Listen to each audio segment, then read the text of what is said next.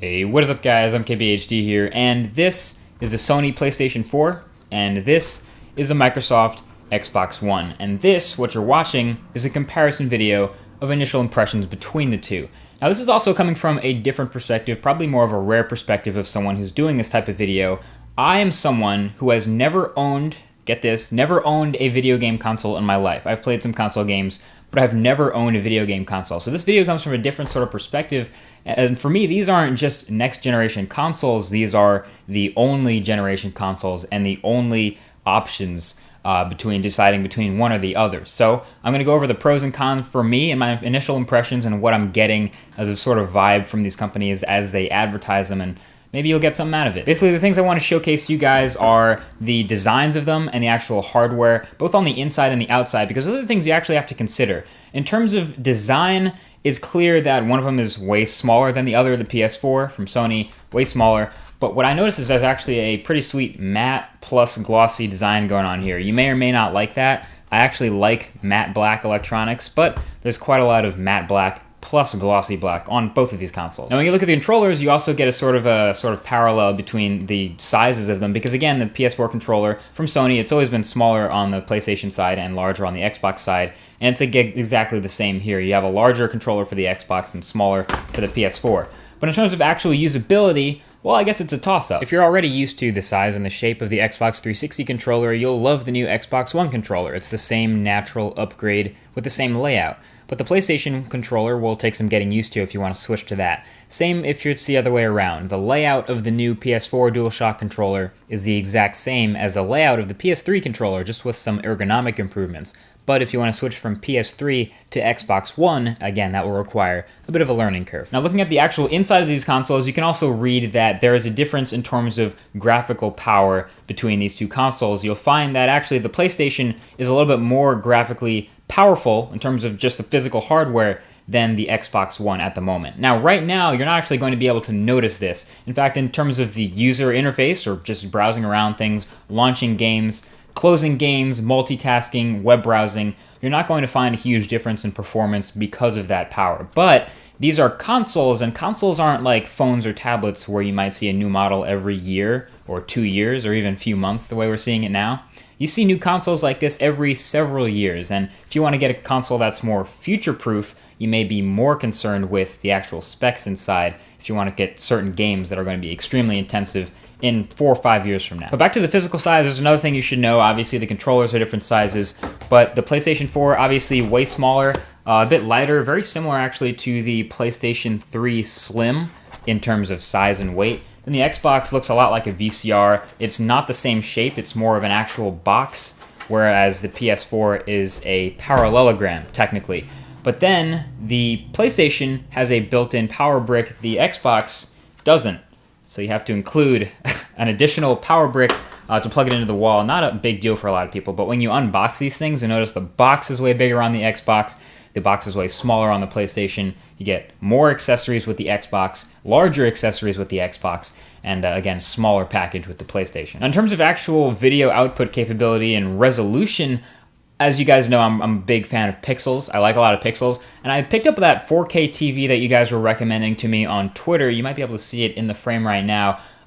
Neither of these consoles right now will actually output native 4K. You can't really game in 4K.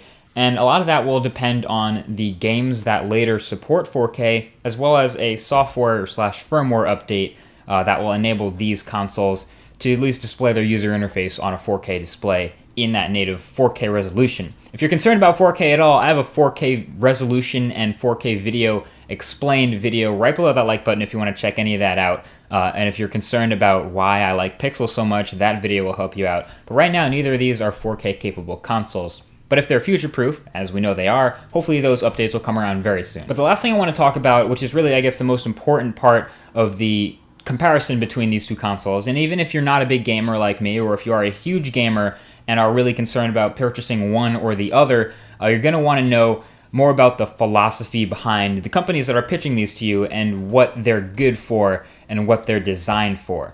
So if you start with the Xbox One, it's obviously a much larger physical console.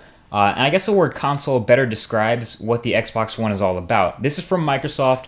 they are trying to take over with the Xbox One your entire living room. This isn't just a game console, but obviously with the feature set and with all the different things it's designed to do, it'll do way more than just a game console. It'll take over your cable box. It's basically designed to be the only thing plugged into your TV. It doesn't want to live next to any other box. On the PlayStation side, from Sony, you're going to see this is really just made for gaming by gamers. It's really a purely gaming console. That's all it does.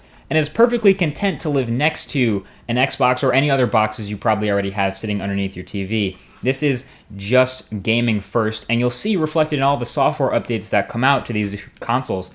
This is going to get updates that are for gaming because of the gaming experience. Whereas the Xbox is going to get updates for gaming stuff, it's going to get updates for other sorts of firmware and software features, and your TV features, and your web browsing features, and all sorts of things like that besides gaming. Now, the PS4 does have web browsing, and it does have some other features, but again, everything associated with PlayStation Network and the PS4, just gaming stuff, purely gaming. Now, if you're a gamer, a hardcore gamer, you might like that, or you might think, certain launch titles like Forza 5, which I picked up for the Xbox One, are better for just what you want to do. So you might pick up the Xbox One just for that launch title, but at the moment, pure gaming, more than just gaming. If you take a look at the Sony PlayStation 4 ads and all the different things that Sony is putting into the launch of the PS4, and it's been very successful so far, you'll see that it's all about gaming, and obviously the games and the exclusive launch titles and all of the gaming experience. And if you look at the ads from Microsoft, the Xbox One, you'll see way more than just gaming. You'll see the TV stuff, you'll see the motion-activated stuff, you'll see the Kinect stuff, you'll see the web browsing stuff, you'll see the TV stuff. You'll see a whole lot more being packed into this package, which you may like or you may dislike, depending on if you want to pay the extra $100 or if you don't want the PlayStation Eye or the Kinect. There's a whole bunch of different more factors that I plan on going way more in depth into in the very near future. So basically what I'm saying here is I'm planning on giving you guys as much detailed content about these two consoles and how they end up fitting into my life and which one I end up, I guess, choosing as soon as I can. So it sounds weird saying I promise to play a lot of video games, but that's basically what I'm doing for you guys, and we'll see how that ends up going. And maybe if you guys want to give some comment suggestions below for some games that I should play on each of these. I already have Forza, I already have Need for Speed, FIFA's on the way, I'm already playing NBA 2K14. Let me know what you guys are thinking down in that comment section below, and I'll definitely get around to checking it out. But this is the Xbox One and the PS4. More videos on the way. Subscribe if you want to see more videos like it. Thank you for watching, and I'll talk to you guys in the next one. Peace.